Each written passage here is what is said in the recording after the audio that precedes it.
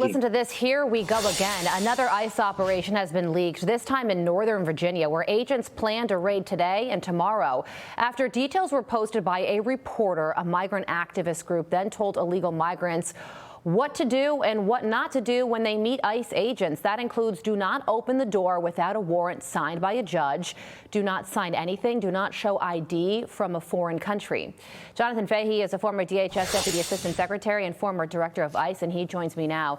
Jonathan, good morning to you. So DHS Secretary Kristi Noem said that in the past, leakers have already been found and they have been fired. But this keeps on happening. Who's doing the tipping off, and what can the government do to prevent this from happening in the future?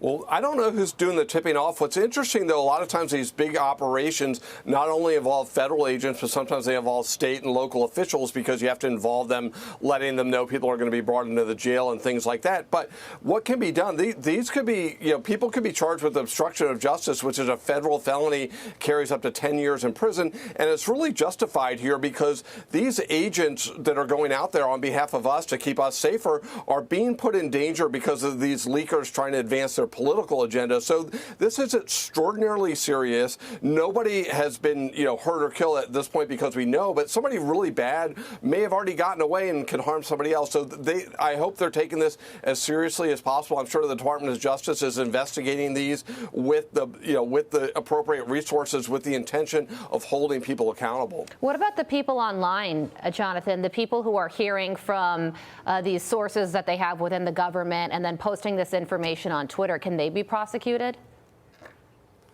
Well, I think that's an interesting question. If you are basically you're promoting information for the sole intent to obstruct or impede an investigation, I think that's something they will look into. I think that's maybe a more aggressive approach, but it's certainly the people leaking it will be in the crosshairs and then subsequent from there. But they should be put on notice that these are putting people in danger, and if you are doing something with the intention to obstruct or impede an investigation, that's obstruction of justice under the law, and you could be prosecuted for it. Okay, well, it's going to be an interesting week because on Capitol Hill, the House Oversight Committee is going to have a hearing, and the mayors of the sanctuary cities, New York City, Chicago, Denver, Boston, are going to testify. I mean, it's going to be a public dressing down, but how important, how significant do you think this hearing could be, and will anything change as a result of this?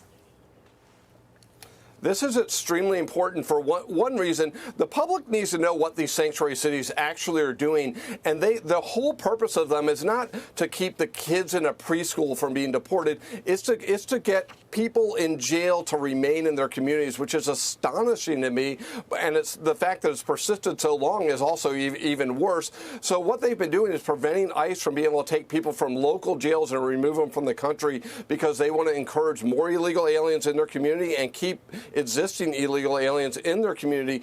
But the one thing that's also really interesting, these mayors are walking a fine line. They've been doing this a long time, but it certainly doesn't mean it's legal. There's an offense under the federal law called harboring, which means if you're doing anything to shield, conceal, or harbor an illegal alien in this country or in the community, or encourage somebody to reside here illegally, that's a federal offense called harboring. And these policies, as well as the actions of these mayors and other officials, are certainly walking a very close line on that. So it'll be interesting how they answer it. Are they going to admit the purpose of our policy is to keep illegal aliens in this community? I think that's a problem. So they're going to try to walk this line. I think that you'll see some false testimony which will say they're doing it to not scare the immigrant community and things like that. But what we know is they're doing it precisely to keep illegal alien criminals in the community because non-sanctuary cities are effectively. So this will be quite interesting. It'll be a dressing down, but it'll be interesting